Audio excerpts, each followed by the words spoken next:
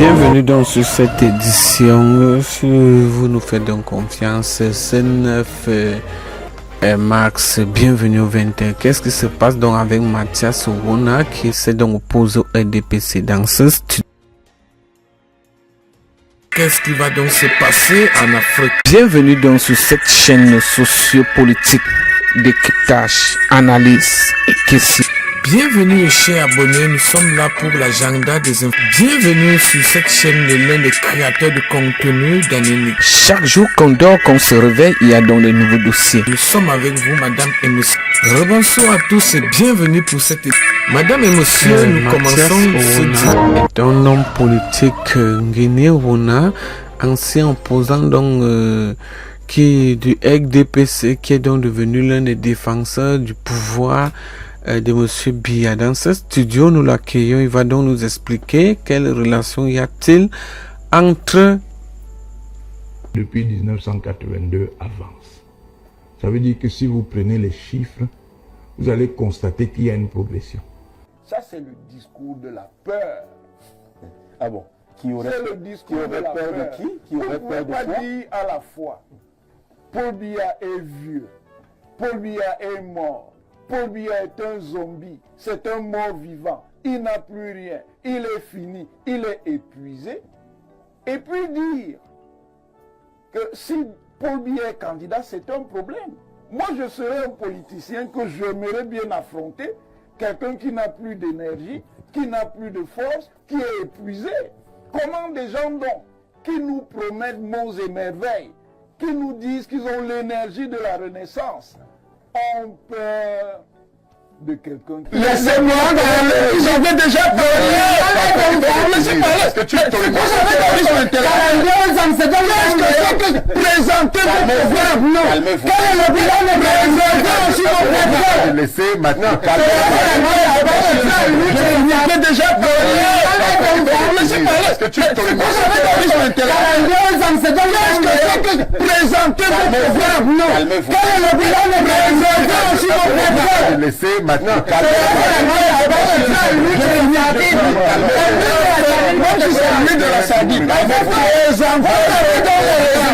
Parce que si vous aviez laissez-moi parler alors. Laissez-moi parler. Bon, c'est bien. Je dis si vous êtes pas dit comme ça en plein conflit d'intérêt. Parce que ce matin, quand on sort de la maison, le RDPC t'a donné. Tu es dans la voiture que le RDPC t'a donné. Les chauffeurs, les carrément. C'est ça qui te fait donner la vie. C'est ça qui te fait parler. Monsieur, je me demande même si cette affaire-là est vraiment utile. Quoi ça? Oui, ben, ça dit... Moi, je ne pense pas à l'utilité d'un système où les gens sont présidents pendant 30 ans ou 40 ans, hein, comme notre président actuel, où les gens sont ministres pendant 20 ans. Donc vous voulez pas que votre père occupe le poste? Laissez-moi continuer. Moi, je pose des problèmes de principe. Je ne pose pas des problèmes d'individu. Oui. Comme mon propre père, en l'occurrence. Mais que ce soit lui ou un autre, ça ne change rien. Oui. Je crois que de tels systèmes ne sont ni utiles, ni sérieux. On peut, sur des périodes plus courtes, permettre à ceux qui ont des fonctions de direction politique à exercer, d'être plus efficaces, précisément parce qu'ils savent qu'ils ont un temps limité. Et on peut organiser nos systèmes institutionnels de telle manière que dans ce temps plus court, on leur donne plus de moyens d'avoir un impact positif et sérieux sur le cours de notre société. Voilà pourquoi moi ce genre de système ne m'intéresse pas. Parce que même si vous avez des personnes talentueuses, brillantes, ayant même une certaine orientation morale, pour le dire simplement, bon cœur, dans un tel mécanisme, il y a toutes les chances que ces personnes soient perverties par les systèmes d'intérêt qui se cristallisent évidemment chaque fois qu'il y a un pouvoir, un ordre de pouvoir. Et à un certain moment, elles n'auraient plus ni le talent, ni les qualités qu'elles avaient au départ. Parce que ces intérêts sordides vont les détourner de ces voies-là. Donc moi, je ne crois pas trop à ce genre de choses. Et j'estime d'ailleurs que pour qu'on ait une société véritablement plus stable, au-delà de la stabilité apparente et la stabilité médiocre qui est la nôtre, nous sommes bien stables, mais nous ne sommes pas stables de manière à prendre en charge de façon satisfaisante les aspirations et les ambitions de la plupart de nos citoyens, qu'on ait des sociétés qui fonctionnent sur une autre base que celle-là. Quand on veut installer une démocratie, l'esprit d'équité est essentiel. Cet esprit d'équité s'exprime par exemple dans le financement politique. Il faut des règles équitables permettant que les grandes tendances politiques exprimées en partie aient à peu près les mêmes capacités pour que le jeu soit précisément un jeu entre des équipes qui ont la même valeur, qui ont globalement un potentiel équivalent. Malheureusement, de telles régulations, de telles règles n'existent pas au Cameroun. Et ça fait donc que le pouvoir structurel, qui n'est pas le RDPC, qui est l'État administratif, continue à tenir le jeu et utilise le RDPC comme façade. Ça veut dire que le RDPC va lui permettre de justifier le fait que nous sommes dans un système politique pluraliste, mais en même temps, on neutralise la capacité du RDPC à orienter le jeu. Est-ce que vous voyez des gens du RDPC interpeller le gouvernement en disant, voilà, là où vous êtes en train d'aller, là, c'est pas notre ligne, c'est pas le contrat de confiance que nous avons avec le Camerounais, ça ne se fait pratiquement jamais. Parce que la source du pouvoir est ailleurs. Nous avons un système politique double au Cameroun. Nous avons un système apparent, qui est un système pluraliste, à vocation démocratique, et puis un système réel, qui est un système monopolistique, où c'est l'administration centrale qui a le pouvoir. Et c'est ça le problème, et c'est ça qui fausse le jeu. On ne sait pas vraiment ce que valent les forces politiques. On peut seulement déterminer que telle force est plus ou moins importante en fonction de la petite marge de manœuvre que le système lui laisse. C'est comme ça qu'on sait que le SDF, quoi qu'on dise, est un parti qui a une certaine implantation. On voit d'autres partis arriver qui, au moment même où ils naissent, rencontrent des contraintes. Le MRC, par exemple, on ne peut pas comprendre, pour son niveau de représentation qui n'est pas encore important, qu'il fasse tant l'objet de mesures de représailles. Ils ne peuvent organiser aucun meeting. C'est quand même étonnant qu'un parti qui n'a pas une représentation forte suscite une telle peur. Ça veut dire donc que nous ne sommes pas, et là je finis, et je ne suis pas du tout d'accord avec ce que M. Bimaï dit. Nous avons sérieusement régressé. Au Cameroun, jusqu'à la fin des années 90, nous avons un système pluraliste qui a beaucoup de défauts, mais où il y a eu de la concurrence. La concurrence de l'année 92, c'est le seul moment dans ce pays où on a essayé d'évaluer le potentiel politique réel des uns et des autres. Et on a vu à peu près ce que chacun valait.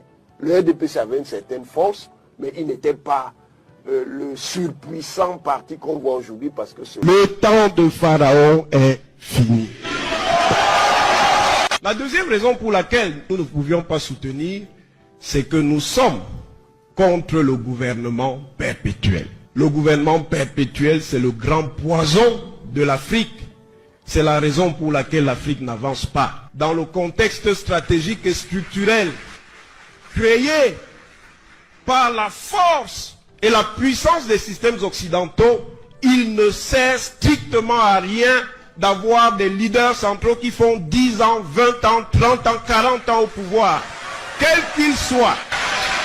Est-ce que vous avez, il y a quelque chose de personnel entre le MRC et vous? Oui, quoi vous n'aimez pas comme ça? Comme il dirait, j'ai le macabo.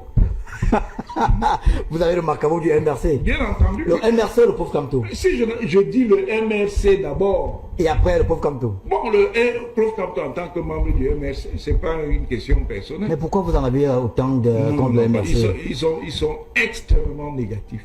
C'est un parti. Ils sont tous les militants du MRC. Ils sont extrêmement négatifs, monsieur Obama. Dans leur comportement ou dans l'idéologie? Dans leur comportement et dans leur orientation idéologique. Et depuis 2018, j'avertis les Camerounais que c'est en réalité un parti fasciste auquel il faut faire extrêmement attention. Mais c'est un stigma. Parce que comme vous êtes arrivé en retard, l'agitation identitaire et tout ça. On ira jusqu'à 22h. Vous savez quand ça a commencé? Mais ça a commencé précisément avec le MRC. Ah, vous voulez dire que c'est Oui, le MRC? la conjoncture actuelle commence avec le MRC. Quand le secrétaire général de cette formation politique fait un communiqué pour indexer des médias, et sous le prétexte que ces médias ne partagent pas la ligne du MRC, sous le prétexte que la ligne éditoriale de ces médias ne convient pas au MRC, le MRC indexe ces médias en faisant des médias, comme il dit, tribalistes. C'est fait exprès, monsieur Obama. Et tout ce qui découle, même les débats que nous avions aujourd'hui, viennent de là, monsieur Obama. Donc vous accusez le MRC d'être à l'origine de l'ambiance. Votre propre média a été indexé. Sur quelle base? Comme vous voulez que je vous dise, moi je ne vois aucun problème à ce que Paul Biya soit candidat. Donc vous êtes favorable à sa candidature? Si vous voyez ça comme ça, oui. Entre 2018 et de 2018 à nos jours, est-ce que vous pensez que le Cameroun a avancé positivement ou négativement? Le Cameroun, monsieur Obama, depuis 1982 avance. Ça veut dire que si vous prenez les chiffres, vous allez constater qu'il y a une progression. Ça, c'est le discours de la peur. Ah bon? C'est le discours de la peur. De qui? Qui aurait peur de pas quoi? dire à la fois, Paul Biya est vieux, Paul Biya est mort, Paul Biya est un zombie, c'est un mort vivant, il n'a plus rien, il est fini, il est épuisé.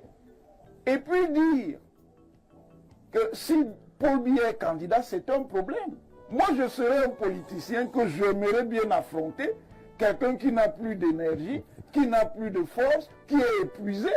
Comment des gens donc, qui nous promettent monts et merveilles, qui nous disent qu'ils ont l'énergie de la Renaissance, ont peur de quelqu'un qui... Laissez-moi parler. J'avais déjà parlé. Laissez parler. Est-ce que tu te présenter mon programme? Non. Quel est le bilan de présentation sur mon programme? Laissez maintenant. Moi, je suis ami de la Sardine. Parce que si vous aviez laissez-moi parler alors. Laissez-moi parler. Bon, c'est bien. Je dis, si vous êtes en plein conflit d'intérêt. Parce que ce matin, quand on sort de la maison, que le NDP s'est donné, tu es dans la voiture, que le NDP s'est donné, les chauffeurs, c'est ça qui te fait donner la vie. C'est ça qui te fait parler. Monsieur, Je me demande même si cette affaire-là est vraiment utile. Quoi ça? Oui, ben, ça dit, moi je ne pense pas à l'utilité d'un système où les gens sont présidents pendant 30 ans ou 40 ans, hein, comme notre président actuel, où les gens sont ministres pendant 20 ans. Donc vous voulez pas que votre père occupe le poste? Laissez-moi continuer. Moi je pose des problèmes de principe, je ne pose pas des problèmes d'individu. Comme mon propre père en l'occurrence, mais que ce soit lui ou un autre, ça ne change rien. Je crois que de tels systèmes... Nous souhaitons d'abord bonne fête des femmes le 8 mars. Vous avez donc vu ce que signifiait le 8 mars. Les femmes ont donc fêté cette 40e édition de la fête. Alors nous vous allons donc vous revenir. Bonne fête à vous tous. Nous étions donc en train de vous expliquer qui s'appelle donc Mathias Oona, qui a donc frappé donc fort du côté donc du RDPC. Madame et monsieur,